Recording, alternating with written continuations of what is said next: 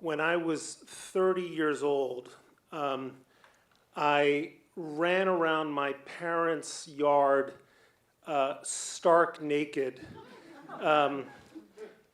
in a moment of inexpressible joy that has never left me. And you may be wondering what the story is behind that.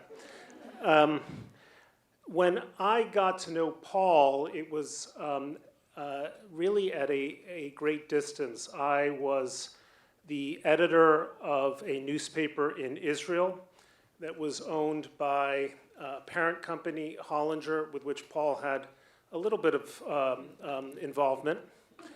And we were dealing with the usual crises of a newspaper trying to report a story, trying to report a war, while there was a corporate war taking place at the same time, several thousand miles away. And Paul was just a name on a list of corporate officers who essentially meant nothing to me, except that they were causing me all kinds of headaches that I didn't need as a journalist, just trying to tell the story of a people or peoples at war. So I was in the shower of my house early in the morning when my dad knocked on the door and he said, "Hey, there's a phone call from someone at Hollinger whose name is Paul Healy." And I thought, well, this is important enough for me to get out of the shower and take the phone call. And I'm not going to tell you what Paul did because it would probably result in litigation. And anyone who knows about Hollinger knows there's been quite enough of that already. But what he did was so unnecessarily ethical, so right, so correct, so much in the interests of the journalism, so much in the interests of the reporters and editors who were putting their neck on the line for a corporation that was at great distance to where we are, that it stayed with me. It stayed with me, and it reminded me of the injunction by a rabbi who lived around the time of Christ, Rabbi Hillel the Elder, who said, where there are no men or women, to bring it to the 21st century, but where there are no men, be thou a man. Be thou a man. To always be the upright person when there aren't a lot of upright people around you. And for me, Paul has been that person ever since. A lodestar for what it means to be an ethical actor, even when there aren't other ethical actors. But he's more than that, and I just want to say just a couple more words about this. The two greatest gifts I think that you can give in life are love and friendship. And when I think about love, I think about Paul and Didier. When I think about friendship, I think about the circle of people who surround Paul and care for him so deeply, because we know no better friend than Paul Healy. He's just that kind of man. You want to be by his side in joy and in crisis. That is just the kind of person that Paul has been to me for 20 years. And the only reason I wanted to stand, I just wanted to thank you personally from the time I was a relatively young man starting out in my career, for always providing an example of who I should strive to be. In my mind's eye, people say all kinds of things about the work I do, and there are about 7 or 8 people, some of whom are gone, one of them my late father, but there's 7 or 8 people whose good opinion I really care about, matters most to me. And Paul is in that tiny list of people who have made all the difference in my life. I just want to honor you for who you are, for the work you did in your corporate life, for the work you've done in your philanthropic life. I had a chance to experience HPAC on a couple of occasions. It's magic. If some of you don't know the work that HPAC does, it's extraordinary. But above all, the fact that you, Paul Healy, are connected to it is proof that it is a great enterprise worthy of everyone's support. So thank you so much, Paul. I love you.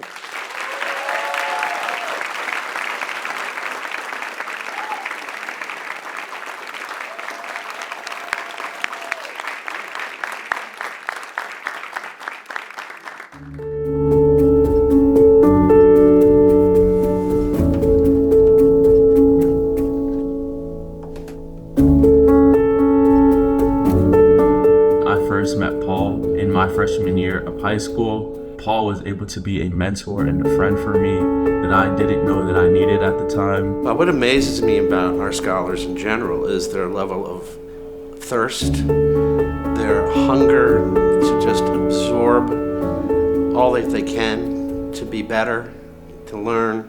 I was able to take part in many opportunities when I was at HPAC, but one of my most memorable experiences was getting to participate in the Kenyon Young Writers Program my junior year in high school. The Kenyon Review has summer writers' workshops. We've always wanted to recruit, to have diverse representation. I thought HPAC fit perfectly into that, and as chairman of the board of the Kenyon Review, I was able to affect that relationship. These are rising juniors and seniors who may never have been on an airplane. I met so many different people from all over the US. I formed some incredible friendships that week, and my writing improved so much. Making all this happen was so exciting for both the Kenyon Review and for HPAC. And he's brought in, of course, other expertise, but you can't ask for more than kindness, love, and opportunities. For someone to take a high school student on a weekend to go shopping and buy clothes that he didn't have and really needed so that he can be prepared to have an amazing summer was very kind. We got books on how to be a golf caddy. This was truly an experience. I never thought that I could have his kindness and his thoughtfulness in taking me out was something that I really appreciate. People talk about poverty, income inequality. What's also true is that our students, our families, are resilient. The first time I came to Hunts Point, I was a bit stunned. I didn't understand and appreciate how the Bruckner really cut it off from the rest of the Bronx. And we met with some students in the monastery. If you look at where HPAC was then, and now to be here in the Banknote Building, and to have expanded offices and programming, it's really quite thrilling. He held prominent board positions, but he didn't talk about any of that. He only talked about Hunts Point and the Hunts Point Alliance for Children. Watching our students perform the poetry, the Kenyon Writers Workshop, the Shakespeare Ensemble, and you're just gobsmacked. There are many, many memories, and there's just a lot to be grateful for. Congratulations to Paul on being honored. Couldn't have thought of anyone else more deserving. Thank you again for all that you've done for me, and I am very grateful to be a HPAC scholar. I feel very grateful. I'm delighted to be the honoree. HPAC is a very special place in my heart. And what I'll never forget are all these kids.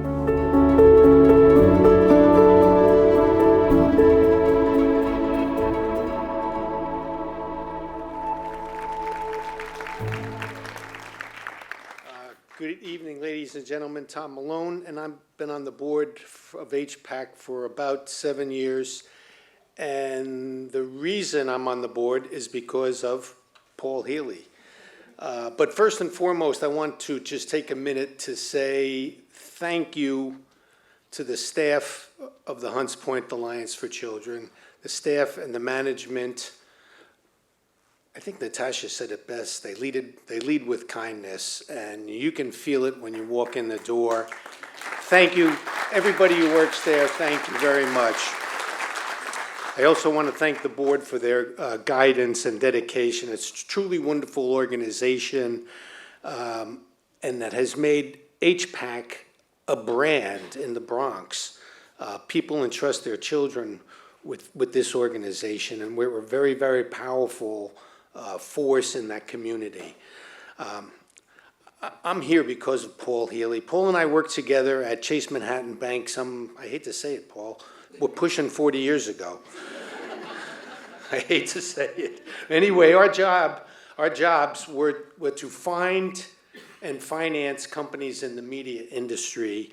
And coincidentally, both Paul and I fell in love with the newspaper industry. I have some family history with the newspaper industry, and Paul fell absolutely in love. And also coincidentally, the newspaper industry, and I think Brett, is unrecognizable today as it was.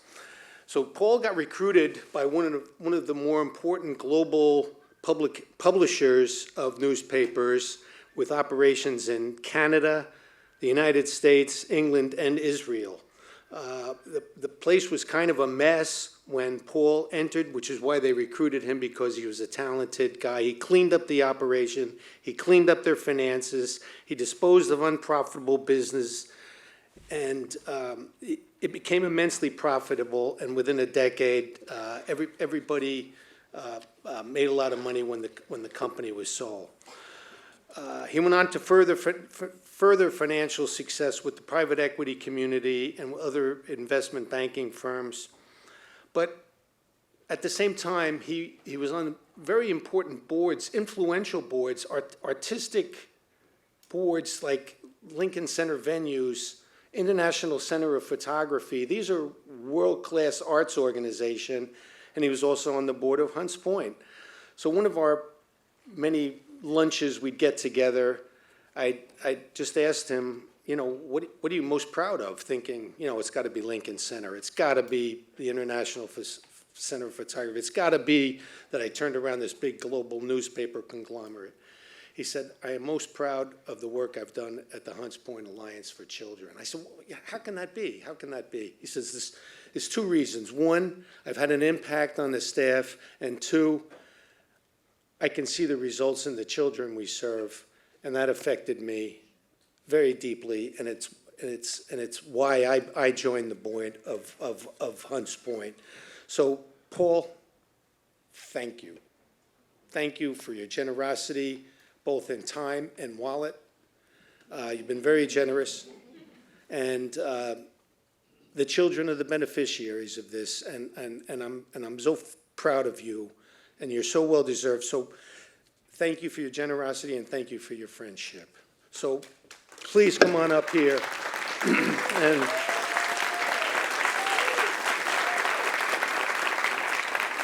accept this.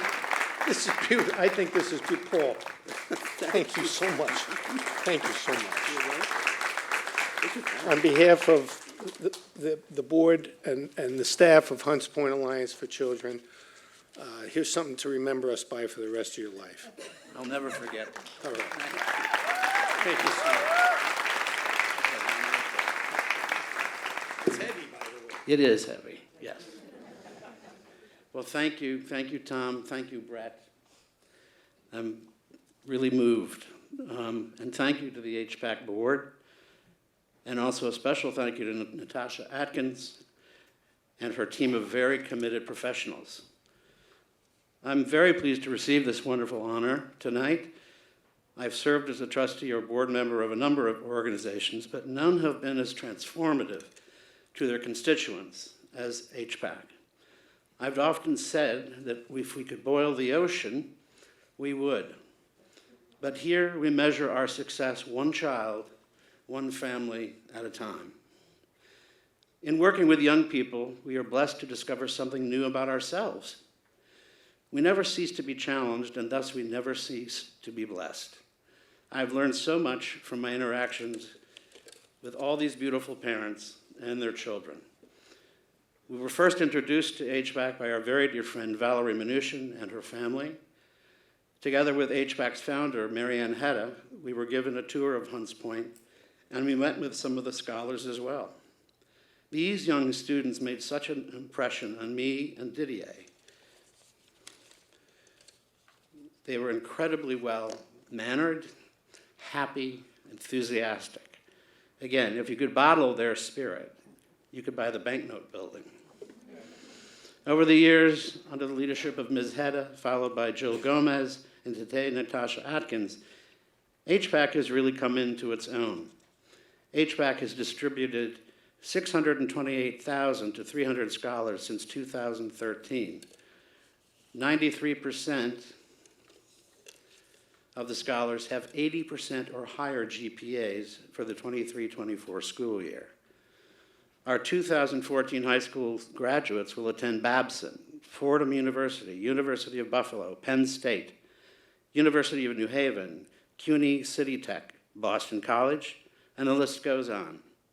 Those graduating this spring will start their careers at Harvard University, LinkedIn, or in one instance pursue graduate school with a full scholarship at Arizona State. Arizona State University. Well done, all of you. Again, I can't express how grateful I am to have HPAC in my life. It has been so enriching and nurturing to have had an impact on the lives of these wonderful people. Thank you.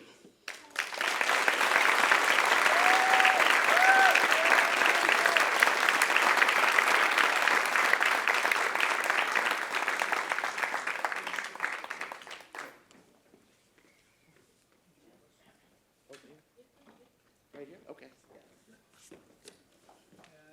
You in the middle. Oh, I'm in the middle. Okay.